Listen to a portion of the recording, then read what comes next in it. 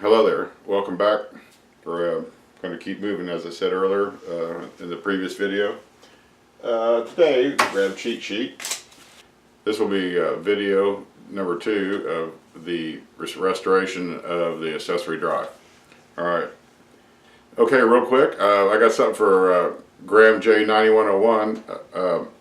One set of the bearings that were provided to me to replace all the bearings in this accessory drive housing. One of the sets was made by a British manufacturer, so I wanted to show that real quick, and I'll show it right now, and then we'll be right back. This is for Graham of Graham J4101. These bearings here are RHP. This manufacturer is a British manufacturer, from what I've been told. Now, more than likely, they may have been bought by somebody. I don't know. RHP, Graham. Are you familiar with this company? You know, anymore, nothing even says the origin. Oh, here we go. Looky here. We will zoom in here. Okay. This is the newer, one of the newer ones. This is an older box. This is a lot newer box. If you notice, it says "Made in England." There we go. Graham J9101. I'm sure you are proud. Hey, maybe this brand of bearing is used in certain Rolls-Royce gas turbine engines. That would be awesome to have something, or one little thin thread in common between this engine and that. This is actually the input shaft of the accessory drive housing, and these two bearings, these RHP bearings, carry that in its housing. Did I really just say boughten? They were boughten? What a moron. I am really sorry. Graham, I am so sorry. Boughten. I apologize. Boy. Some people, we give them books and they eat them instead of reading them. I've got to work on that. Well, I hope, thought maybe Graham would enjoy that, and maybe he'll have a reply or response of some type as to their popularity and their use in, maybe they were used in the Rolls engines, I don't know, but we'll see. I would like to find out. Okay, well, the rest of this video will cover, we're going to start getting ready to put this drive assembly back together. So we're going to have our new bearings are now pressed onto the shaft, and we are ready to basically oil them up and then start placing them in the housing, assemble them into the housing, assemble the housing together, and on we go. So here we go. We're going to take off from here, and we'll just get as much as I can into this video without making it way too long. Then we'll have a special treat. Maybe we can actually try to get this thing to turn under its own, some form of, you know, starter power to motor the engine. It's been a long time since this thing is rotated any way other than by a push with the hand. So I'm really excited. Hopefully it comes together and, you know, doesn't thump or bump or make any weird grinding sounds. So we'll find out. Okay, here we go. Off to the races. Alright, here we have our assembly. We have our workbench ready for a reassembly of the accessory drive gearbox. I have my mascot shop guy watching, helping me out there, Homer. Found him laying around someplace out during my adventures at work, and cleaned him all up, and he's going to hang out with us. Okay, so we have our accessory drive housing, which is this piece here. This is the actual housing. This will attach to the front of the J44.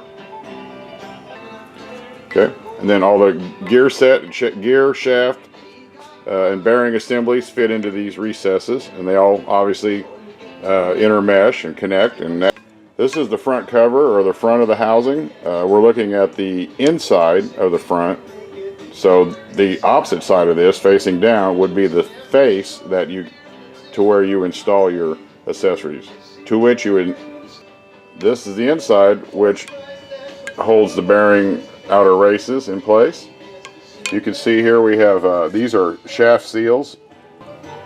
These are shaft seals where our gear or shafts protrude through, and to keep the oil in place. This is lubricated by turbine oil, same oil you would use in the bearings or in the sumps or anywhere else in most turbine engines. So we got to keep this very clean. It's been cleaned real well, preserved, packaged, and now I've blown dust out using compressed air, and it is ready to go. Okay, here we have our gear, shaft, bearing assemblies. New bearings pressed on, ready to go. We showed you that previously over at Bomar Mark, pressing old bearings off, pressing new bearings on. Had to make the little tools to get behind those races to remove the old bearings. I've saved the old bearings just for backup and comparison until I get everything figured out. I ordered these bearings as a replacement using the numbers of the originals.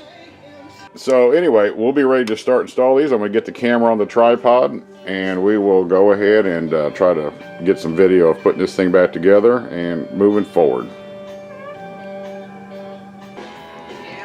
Okay,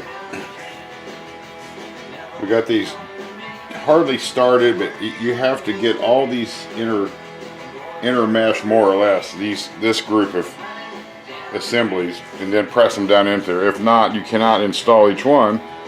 So we started with, as the manual said, with the tack generator drive. It went in first. It was obviously easy. It's all the way, just about. Okay, got it started. So we got this one started first. Then we started the fuel pump drive, and then we started your central drive, and then worked and wiggled. This is the idler assembly. Now, so these are ready to go. I think we can press them, push them down in there, and they're trying to go here. Just got to kind of keep them evened up because there we go.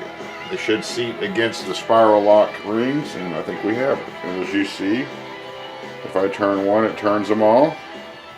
Obviously, they're going different speeds. That's probably good. Okay. Alrighty, so now we have, only last but not least, the start of the generator drive. Assembly. Okay, here we go.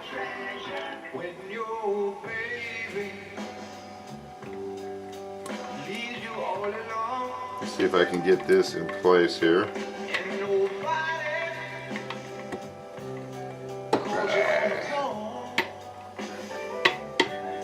We'll be gentle with it. It's a very precise fit, and there it goes.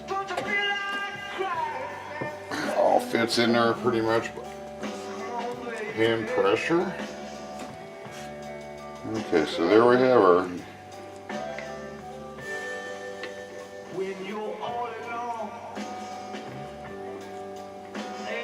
these are turned pretty smooth, considering we don't have the other end of the bearing suspended.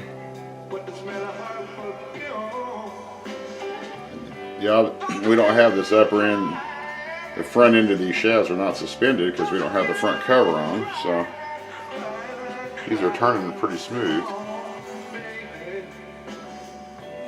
Don't feel any catches or binding.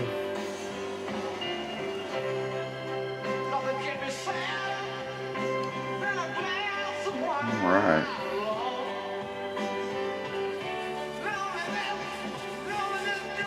Alright, I think those are installed. We are about ready to install the front cover. Now take a little clean this gasket surface one last time with some lacquer thinner. Make sure there's no oil on it. Both gasket surfaces, then we'll apply our sealant and install the front. All goes right. If we can get it to go together, we'll consider that'll be a nice step forward on the reassembly of the old J44.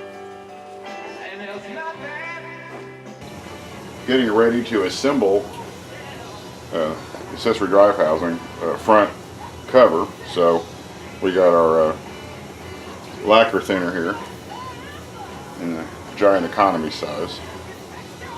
And carefully go around here and just hit this gasket surface one time. Get the oil, dirt. Sorry about the elbow and arm in the shot there. Okay, go all the way around here. Clean that off. We don't want any contamination because they don't want to leak. I hate oil leaks. Of course, I hate fuel leaks too. I hate a leak. I just don't like leaks. Leaks are bad. Forgotten, this was the greatest surf band ever from the 60s. They only made one record, and here it is now. I think this is a pretty awesome song. This is old, isn't it? I just wonder if our seals are going to fit. Maybe. It's also got bearings too. Looks like it's starting. I'm looking at this shaft seal here and it looks a little close, and I don't want to flip that seal in, so I'm going to help it out a little bit. Let's see what this is looking like here. Yeah.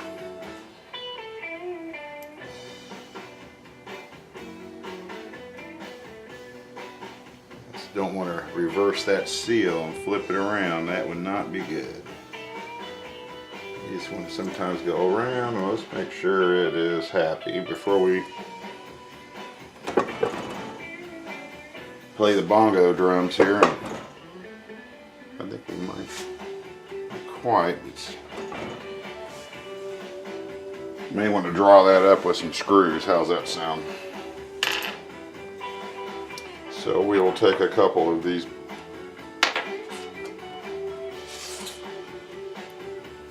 Here we have our official thread lube or anti-seize compound applicator, and that would be a toothbrush.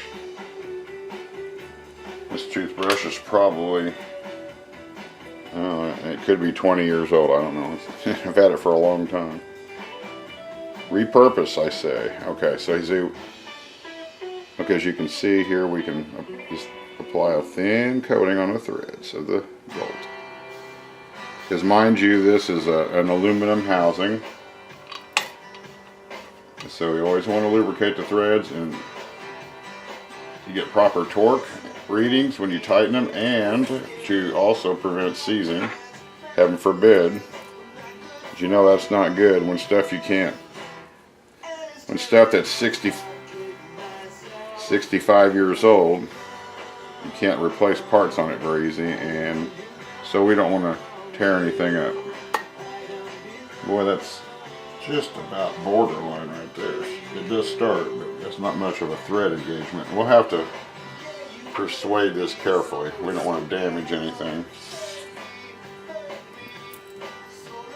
Let's try to treat this very safe.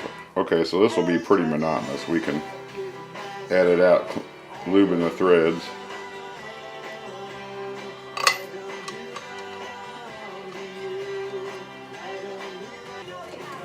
Alright, let's get a little short handle ratchet and socket, and let's see if we can, oh yeah,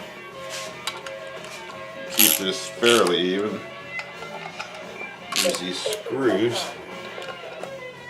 Sorry, talking clock. Kind of likes to tell us what time it is up at the top of every hour. Yeah, I think we're going along here.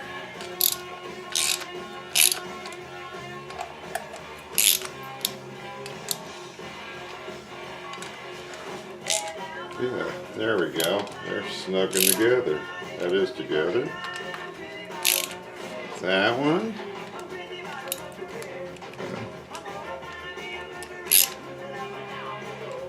Okay.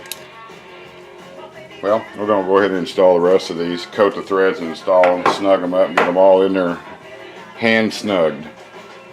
We're on our way now. Looking like something, isn't it? Okay, but now I've already got these tightened to, they have to go to like 170 inch-pounds, so you remember this wrench, you adjust and it'll click when it, Right. okay, so they're all the same and the proper tightness. So they're almost there. I didn't want to waste everybody's boring time because it takes a while to go up. You go in steps so that they're equal. You don't, and you don't over tighten it all at once. You don't want to tighten it all at once. Okay. So where are we at? I need these stupid glasses, right? So I have an assistant here. This is Fran. You remember her previously in some earlier rebuilding videos, and I think she was the observer when I first got this thing to run. If you would go back and review my videos, when I first got this engine and got it to run in the driveway, she was the frightened person standing in the background and gritting her teeth like uh-oh, and backing up probably because it was shooting fire out of the back, which, you know, that kind of spooked all of us, to be honest with you. So we're at 110 inch-pounds, and we're going to need to go to 170. So let's do one more step here. We can go to like 140. Let's see, what was that? 110 to 140 is 30. Yeah, so that'll be then 30. So that's a step of 30, then we go 30 more and we're done. Okay, so all right. You ready? Ready. Hold on to it because it won't be that bad. Here we go. So that's all tighter. I'm going to pull on him a little bit more. So that clicked. There we go. Good exercise, right? One more. Do the J thing. Double click it. Okay, so we're going a crisscross pattern here. We got to go a little bit tighter than this. Is this is this stressing you? It's hard to hold on to it, isn't it? This slides. It does. Well, maybe. It's where my I forgot that glove too. Well, I'll get your rubber gloves to finish it here. All right, hold on to it. We'll finish these screws. This one, I got one more, and I got to switch the bit here, the socket, to a hex drive because it's that recess screw. See how it's different? Mm-hmm. See that? It goes in the middle of it. Okay, now we're all. Only two more. This one.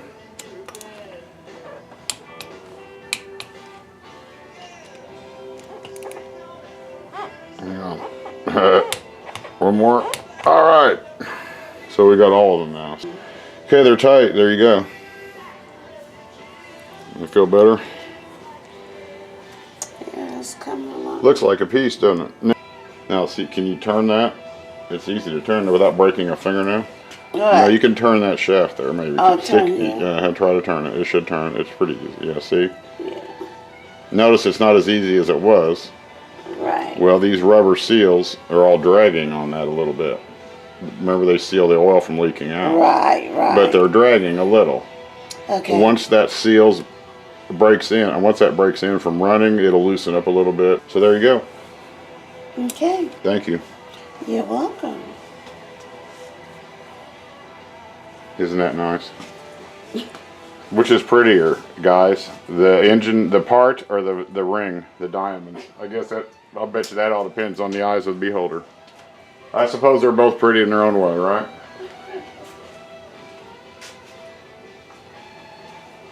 Okay. Wrap up.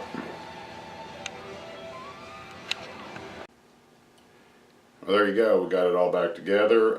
As far as the major assembly, those little attachments you saw under the 4 of the screw heads are for the cowling attachment. There is an aluminum cover that goes over the accessory drive section, and it's attached with 4 1032 machine screws, and those are little floating nuts that are attached to under the heads of the cover screws. Well, you could, as you can see, we're out of time. It's been a long enough video, so we got it back together in one chunk. And now then, in part 3 upcoming video, we'll go ahead and detail it out. We got to do safety wiring. Thanks to Fran for her assistance. We'll wrap this up now as a good stopping point, and then we can resume with part 3 video, and we will go ahead and continue adding some things to that housing before we install it back onto the engine. Alright, well, thanks for watching. I appreciate your time and your patience and your interest, as I always try to say. I really appreciate your following if you do. Please subscribe if you don't.